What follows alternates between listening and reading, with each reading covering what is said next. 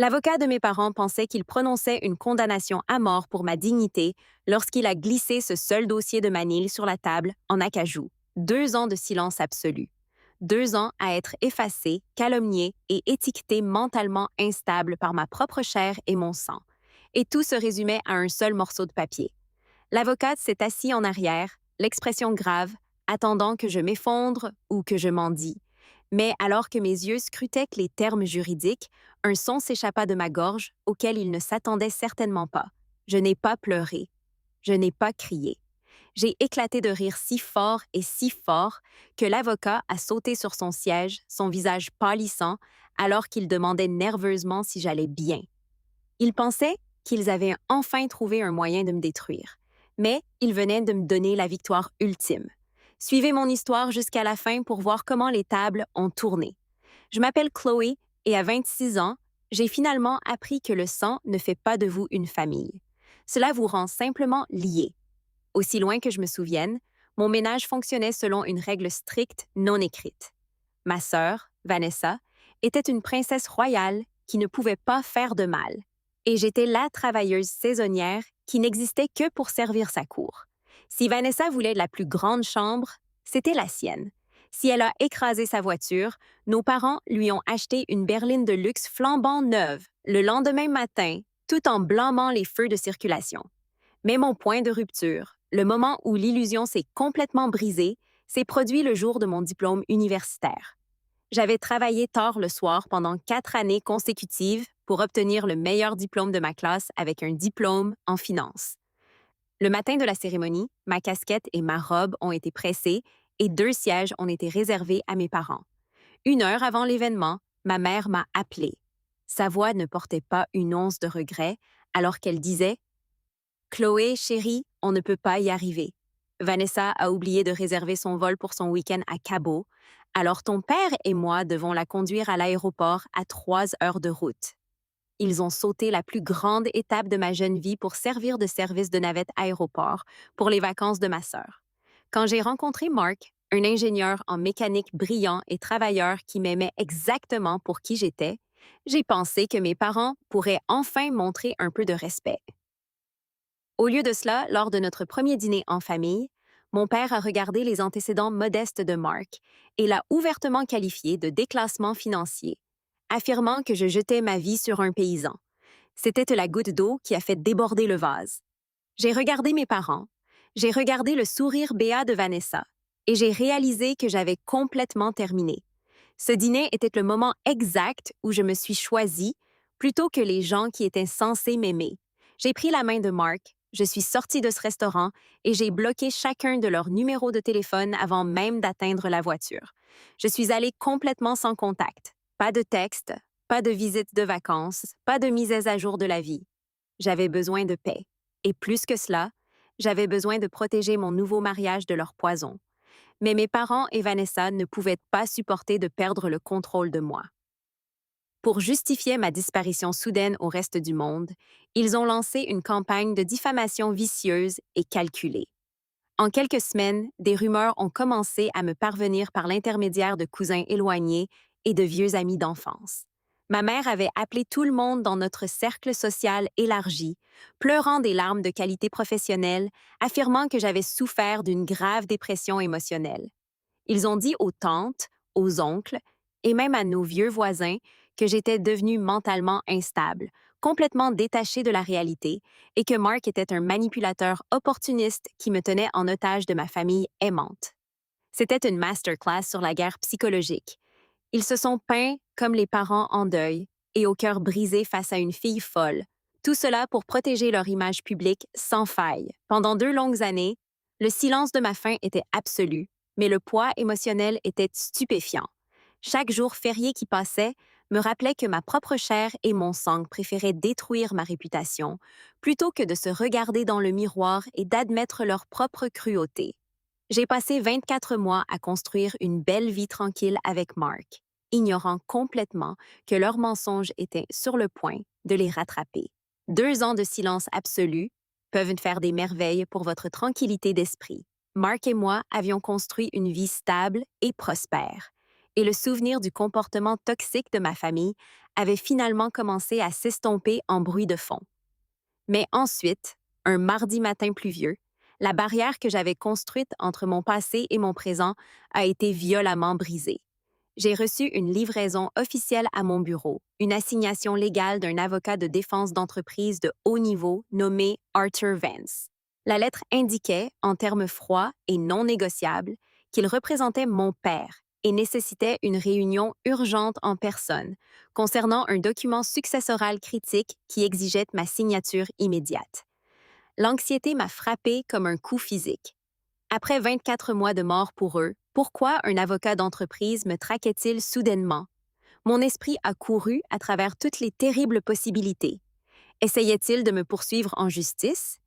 Essayait-il de m'enfermer légalement en utilisant le récit mentalement instable qu'ils avaient passé des années à diffuser? Le lendemain, mes genoux tremblaient alors que j'entrais dans le cabinet d'avocat froid et intimidant du centre-ville. Le bureau était un monument au vieil argent et au pouvoir non gagné, rempli d'acajou polis et de baies vitrées donnant sur la ville. C'était exactement le genre d'endroit que mon père utilisait pour fléchir ses muscles financiers. Arthur Vance était assis derrière son immense bureau, son expression grave et illisible. Il n'a pas offert de salut chaleureux, ni de condoléances pour les 2 années perdues. Au lieu de cela, il m'a simplement regardé, a glissé un seul gros dossier de manille sur la surface en bois lisse et a dit « Ton père était très clair à ce sujet, Chloé. Tu dois signer ça aujourd'hui. » Le silence dans cette pièce était assez lourd pour écraser une version plus faible de moi. J'ai regardé le dossier pendant un long moment avant de finalement sortir le seul document caché à l'intérieur. Je m'attendais à un procès, une ordonnance restrictive, ou peut-être une manœuvre juridique cruelle pour me dépouiller officiellement de mon nom de famille. Mais alors que mes yeux scrutaient le jargon juridique, la vraie histoire a commencé à se dérouler entre les lignes. Ce n'était pas une attaque. C'était une capitulation désespérée et déguisée. Le document était une clause de libération conditionnelle de l'héritage et de prise en charge de la dette. Au fur et à mesure que je lisais, les pièces du puzzle se sont mises en place. Au cours des 2 dernières années, mon père avait cédé le contrôle opérationnel complet de son entreprise de logistique de plusieurs millions de dollars à son enfant en or, Vanessa.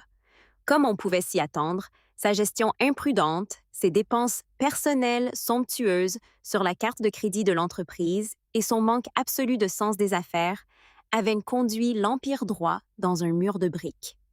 Ils étaient confrontés à des défaillances catastrophiques de la chaîne d'approvisionnement et à une saisie bancaire massive imminente. Parce que j'étais toujours légalement répertoriée comme actionnaire minoritaire fondateur à partir d'un compte que mon grand-père avait ouvert pour moi quand j'étais enfant, la banque a refusé d'approuver un prêt de sauvetage d'entreprise d'urgence, sans ma signature explicite. Mes parents se noyaient dans des millions de dollars de dettes toxiques et parce qu'ils avaient ruiné leur propre crédit, ils avaient désespérément besoin de mon dossier financier, vierge et de ma signature pour se sauver de la faillite totale.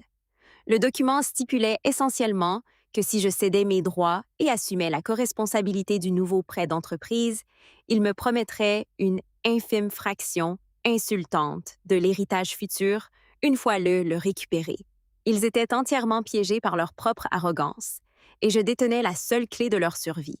L'absurdité absolue de la situation m'a frappé d'un seul coup. J'ai lu le dernier paragraphe et un bruit s'est échappé de ma gorge qui a complètement brisé la dignité tranquille de ce siège social. J'ai éclaté de rire. Ce n'était pas un rire poli. C'était un rire bruyant, résonnant et incontrôlable qui venait directement de mon estomac. L'avocat, Arthur Vance, se figea. Il s'assit sur sa chaise en cuir, son visage se tordant dans un mélange de choc et de pure perplexité. Il s'éclaircit nerveusement la gorge, ajusta ses lunettes et demanda « Chloé, ça va? Comprenez-vous la gravité de ce que vous lisez? » J'essuyais une larme de mon œil, me penchai en avant et le regardais mort en face. « Oh, je comprends parfaitement, Monsieur Vance, » dis-je, ma voix dégoulinant d'ironie absolue. Pendant 2 ans, mes parents ont dit à tous ceux qui voulaient m'écouter que j'étais complètement fou et mentalement instable.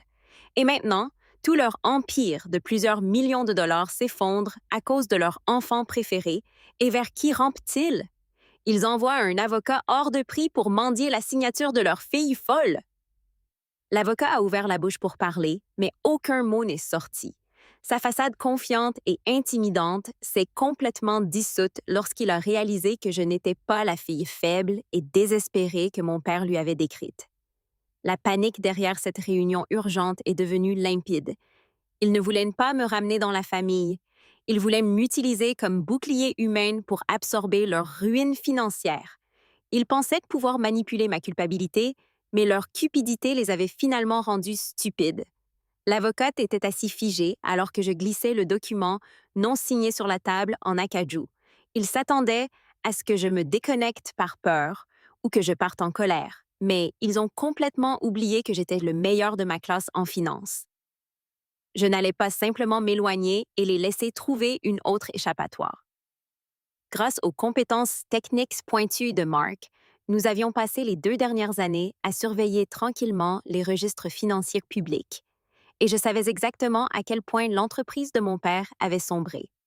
Dis à mon père que je rejette entièrement ce contrat, dis-je en me penchant en arrière avec un sourire calme. Mais pendant que vous y êtes, rappelez-lui les statuts constitutifs établis par mon grand-père lors de la création de l'entreprise. Arthur Vance se déplaça inconfortablement, la couleur s'écoulant de son visage lorsqu'il réalisa que je connaissais les règles mieux que lui. J'ai dit à l'avocat qu'il avait exactement 24 heures pour informer mes parents que s'ils me contactaient, salissaient mon nom ou envoyaient à nouveau une autre menace juridique, je déclencherais l'audit et regarderais tout leur empire s'effondrer. Ils m'avaient tendu un piège, mais ils ont fini par s'enfermer à l'intérieur. Fidèle à sa parole, l'avocat a dû livrer mon message avec une rapidité terrifiante, car le silence qui a suivi était absolu. Il n'y a pas eu d'appel téléphonique frénétique, pas de SMS en colère et plus de campagnes de diffamation larmoyantes pour ma mère. En un mois, les registres publics des entreprises ont montré que mon père avait été contraint de démissionner et Vanessa a été déchue de son titre de cadre pour apaiser la banque. Ils ont dû vendre leur voiture de luxe et réduire la taille de leur maison juste pour rester à flot, enfin confrontés à la dure réalité de la dette qu'ils avaient créée. Pendant ce temps, Mark et moi prospérons. Notre vie indépendante est remplie d'amour authentique, de sécurité et d'une paix profonde que l'argent ne peut jamais acheter. Je suis fière des limites que j'ai fixées pour protéger mon avenir. Maintenant, je suis curieux de savoir pour vous qui écoutez mon histoire. Qu'aurais-tu fait si tu avais été à ma place? Auriez-vous déclenché l'audit ou vous en seriez-vous complètement éloigné? Un commentaire ci-dessous et assurez-vous de me dire de quelle ville vous regardez afin que je puisse voir jusqu'où mon histoire est arrivée. Merci d'avoir regardé jusqu'à la toute fin.